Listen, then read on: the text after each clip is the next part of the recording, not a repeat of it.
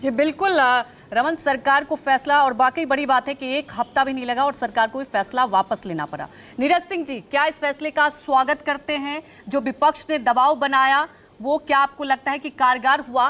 और अगर lateral entry की बात करें तो आप विपक्ष के हिसाब से क्या लगता है आपको कि किस तरह से प्रक्रिया होनी चाहिए? क्योंकि डायरेक्ट राहुल गांधी संविधान को लेकर यहाँ पर सवाल उठा रहे थे। अंजलि जी देखिए, जब 4 तारीख को ये रिजल्ट आया था कि इस देश के अंदर अब नरेंद्र मोदी 1/3 की सरकार बनेगी, तो ये उसी समय स्पष्ट हो गया था कि ये पिछले 10 साल की तरह जो अन्यायकाल चला रहे थे, जिसमें अपनी मन मर्जी की स्कीम थोप देते थे, चाहे वो गलत नोटबंदी थी, गलत जीएसटी था और अनेक ऐसी नीतियां जो थोपी गई थी इस देश के ऊपर, वो इस बार तो नहीं चलनी थी।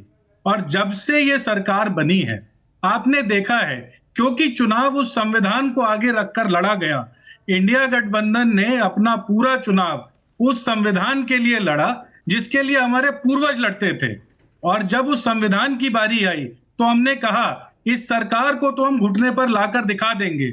और आज आपके सामने है कि सिर्फ 7 दिन के अंदर एक जो ये आरक्षण विरोधी नीति ये लेकर आए थे उसको इन्होंने वापस ले लिया है। और देखिए, लेटरल एंट्री की जो प्रक्रिया है वो तो पहले भी रही है। मैं आपको एक एग्जांपल देता हूं।